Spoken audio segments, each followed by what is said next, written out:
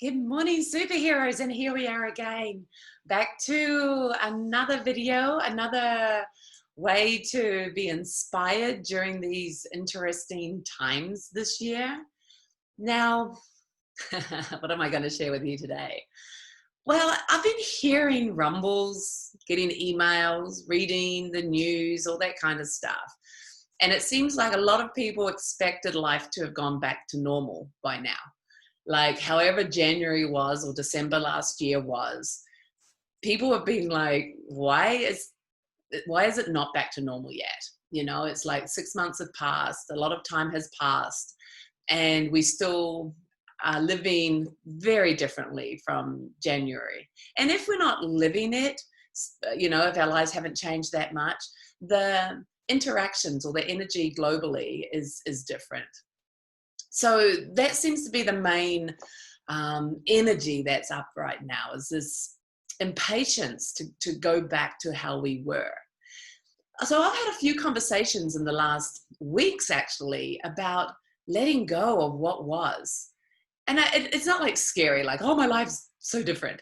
It's more like it's always been there for us to respect the present moment, to give to the present moment, to be so fluid and open to what is right now, to receive what the universe is bringing to us, for us to be greater versions of ourselves and to really embrace how it is to be present. So the whole idea of what was, even a few months ago, is showing us that contrast, or where the mind is looking at something that apparently was greater or nicer or better than what the universe is offering us right now. So that really puts it in perspective for us about how much time we spend in the mind and looking at the past or the future, compared to allowing ourselves to live here in the present moment and allowing the universe to show us all the gifts and the gems and the glory of what this moment and this relationship with God or this relationship with the universe right now can actually bring to us. And if we had a spiritual practice, or if we have a spiritual practice, for us to actually see that, to really activate and use what our spiritual practice is for us, to constantly let go into now. The mind, you know, our thinking process, our way of looking and thinking and ideas is so attractive to finding a problem and very less attractive to finding a solution. So the idea that there's something wrong and something that needs to change can be very active before, and perhaps especially now, where there's perhaps more reason for that, for seeing a problem. But every situation, every single situation in your daily life, forever, yesterday, in January, last year, the year before, forever going forward, next month, is for you. Every situation is for you to see where we go into problems and negativity and see that there's something wrong, versus the glory and the relaxation into now, and to recognize the gifts that are coming to us now. Now, what that does to us, for us, is shows us so clearly the difference between that energy of kind of like, oh gosh, I've got to fight, I've got to change, I've got to solve, I've got to look for a way out, versus this experience of resting into this moment and really kind of like sitting in this moment. And only then does all that thought patterning and jumping around change. It kind of like goes into the background, and just what is in this moment comes into the foreground, so that we actually live in this moment, the experiencing of the goodness of now. So when the mind isn't taking us, when the mind isn't our predominant experience, you know, thinking, what's up, what have I got to do, what's going on, what have I got to fix? When that's not our predominant experience, what is? That is what meditation gives you. Meditation is the discovery of what is beyond the chatter, what is beyond all that thinking, what is in this moment. When that chatter stops, or when that chatter kind of falls away into the background, what is in your experiencing? What is now? What does that even mean for you? Why would you even bother? Like, what is it? And so for us to be curious to know that and to explore that, that is meditation. You know, it's so normal. It's so clearly, obviously beautiful, because of all that chatter is giving me uncertainty and worry and upset and anxiety and then depression because things aren't good. But that's all coming from thinking. When we stop thinking or stop putting attention on the thoughts, what is our experience? And that brings me to the second part of this video. That experience is peace. This beautiful, normal experiencing of peace that exists right now. To shift our awareness from problem to, wow, now is fine. Now I can see the trees. Now I can experience peace and contentment. Now I don't have a problem. Now I can have clarity of what's really going on. Now I can actually experience something calm and loving and connected.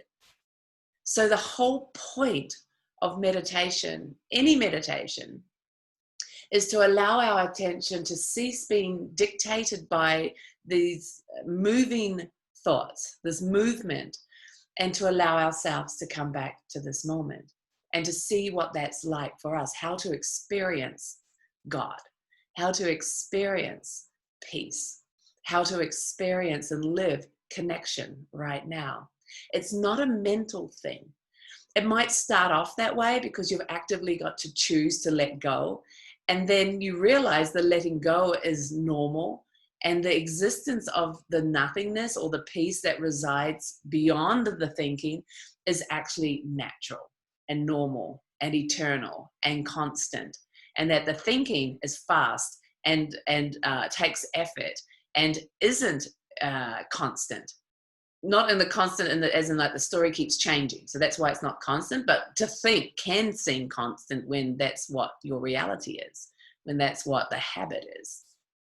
You don't have to be dictated by your thinking, which means you don't have to be dictated by the situations of the world or the situations even of your feelings.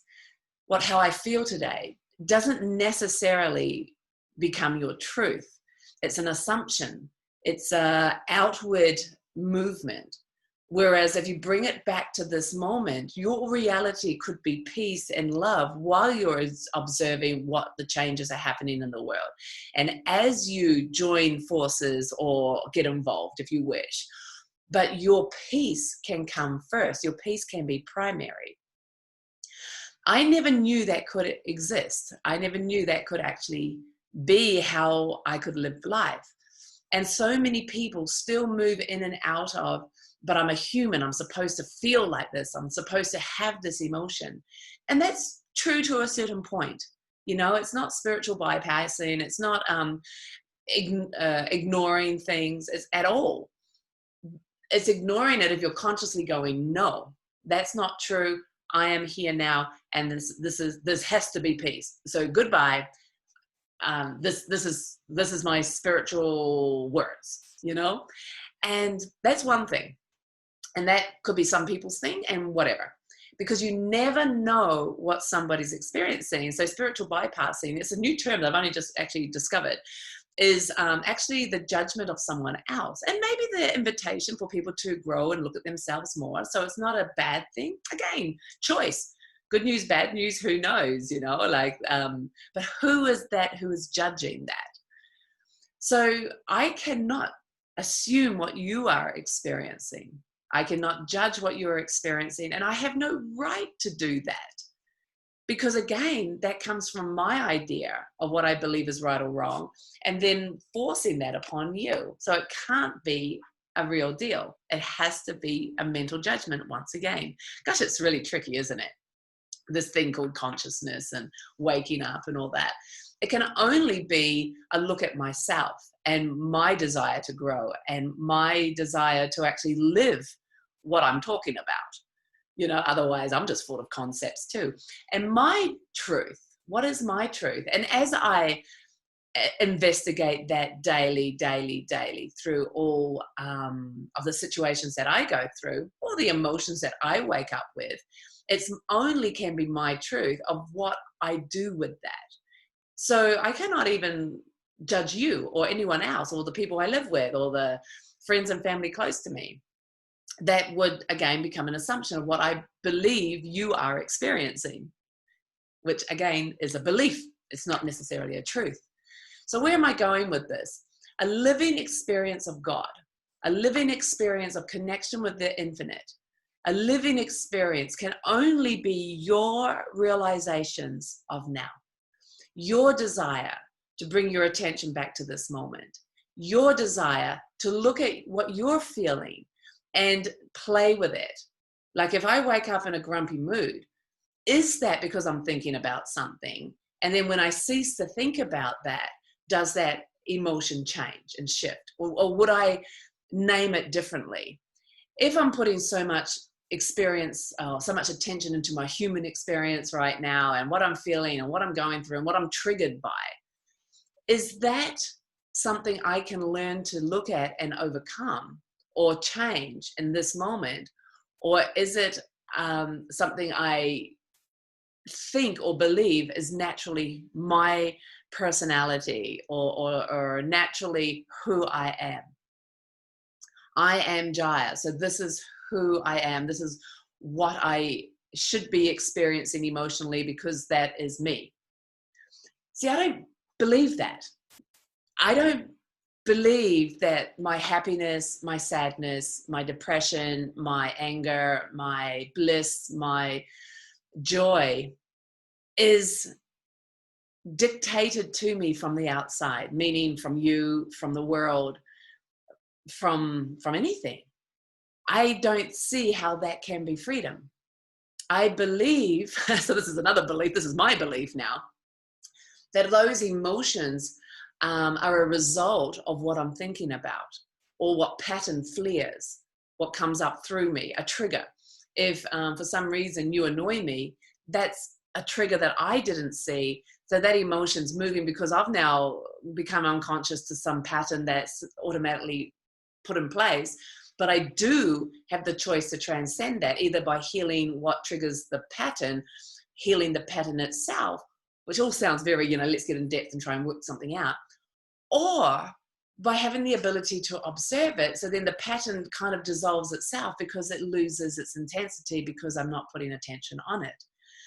And so this ability to what you focus on grows part, meaning if I focus on the pattern and the energy, well, then that is what my experience is, versus by not putting attention on it, but allowing it to exist, it lessens its fuel because there's no reality in it. Now that makes more sense to me and seems very loving to me, because it comes up and I'm conscious enough to go, oh, I'm reacting to that. But instead of wondering what that is and where that reaction came from, instead in this moment, just simply let go and open my arms wide to whatever I'm experiencing, whatever the pattern is, but also to transcending and to being able to just watch it and let go. In my experience, shifts it just like that, because I'm no longer holding it and putting all my attention on it. I'm actually letting go of it. So it just kind of fades away into the distance. Do I need to do anything else with that? Do I need to dig into it and find out what it is? In my experience, no. If I put more attention on it and dig into it, I might learn something, and that's awesome. Or I might heal a relationship to a past experience, maybe when I was a kid, or when somebody said something nasty to me unintentionally, or when something intentionally did happen, maybe that does happen through investigation of it. But also it can effortlessly go by just realizing the past is the past. I don't need to be conditioned by it. I don't need to go through big and deep learnings of that situation from 30 years ago and the hurts and the wounds from that. Yes, I am human, and yes, there are hurts and wounds from the past, but I'm also human enough to be able to rest into this moment and choose for the bliss and the peace that our connection with the universe naturally gives us, so that whatever is presented to me now is instantly healed in that realization that the past has been the learning curve and the creating force of who I am today. But today, the past doesn't need to be like chains around my ankles, still dragging hold of me into this moment. And it's by letting go of the past with love and with gratitude and with immense thanks and understanding that it served me beautifully to become the person I am now, that I just let go.